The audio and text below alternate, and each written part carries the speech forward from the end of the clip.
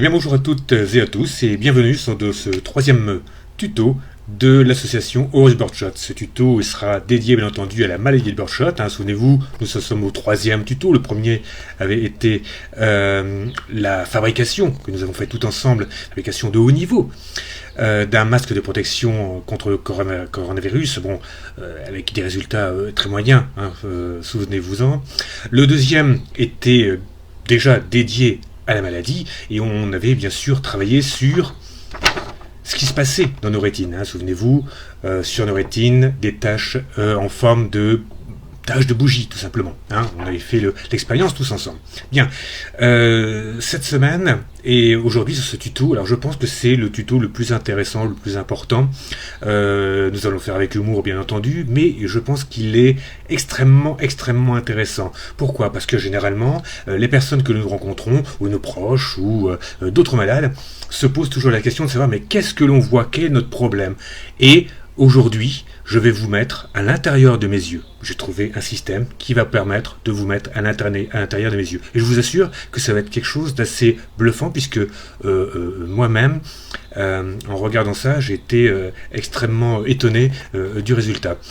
C'est réellement ce que je vois. Donc, bienvenue à l'intérieur de mes yeux. Bien, alors, comme d'habitude, vous le savez fort bien, pour ce genre de choses, il nous faut du matériel. Alors, de quel matériel avons-nous besoin ? Tout d'abord, une paire de ciseaux.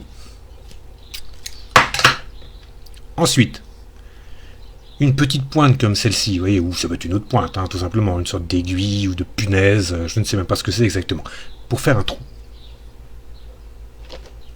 Du scotch. Bon, ça c'est du scotch particulier, mais n'importe quel type de scotch peut convenir. Et enfin, le plus important, une couverture, vous savez, les couvertures avec lesquelles on fait les dossiers professionnels. Voilà. Alors, vous voyez, quand je passe déjà devant la caméra, vous voyez, l'image déjà est un peu moins bonne. Vous voyez, ça ne m'améliore pas vraiment notre vision. Ça commence à donner une idée vague de ce qui va se passer. Bien. Alors, c'est très simple. Avec mes ciseaux, je coupe un petit morceau.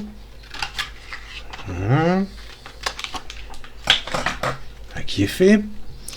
Je prends le scotch, je coupe deux bouts, je colle les deux bouts sur le morceau de plastique, voilà, et je fais un trou au milieu du plastique. Et voilà. Bien. Alors faites attention, vous allez rentrer dans mes yeux dans quelques instants.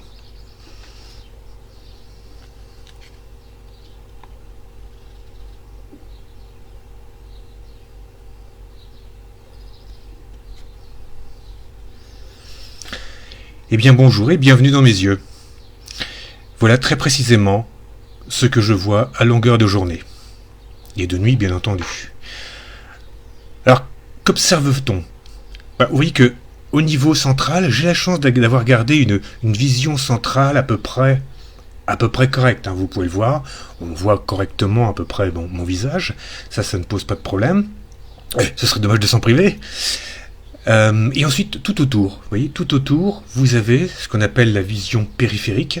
Et cette vision périphérique, effectivement, telle que vous pouvez le voir sur cet écran, est blanche.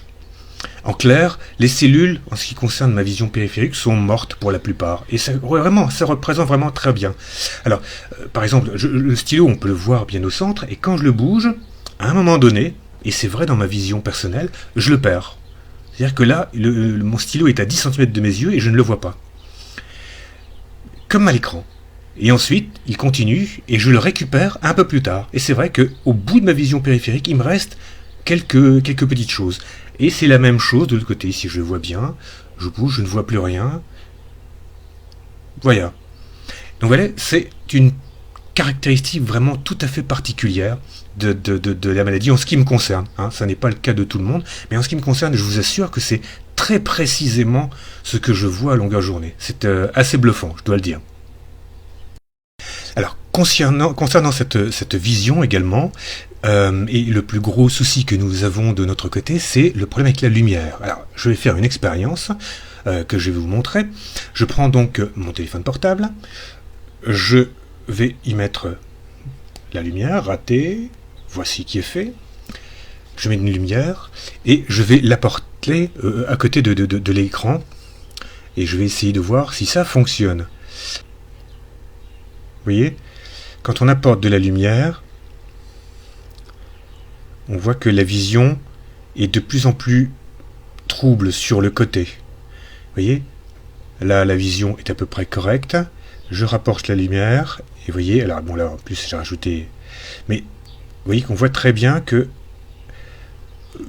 tout devient quasiment aveuglant et on ne voit quasiment plus grand chose.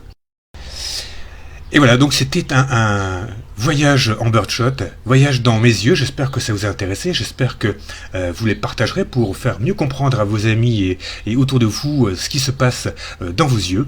Et bien à très bientôt pour un prochain tuto, toujours sur le birdshot bien entendu. Et en attendant surtout, faites bien attention à vous, restez chez vous, prenez soin de vous et de votre famille. Je vous dis à très bientôt, au revoir.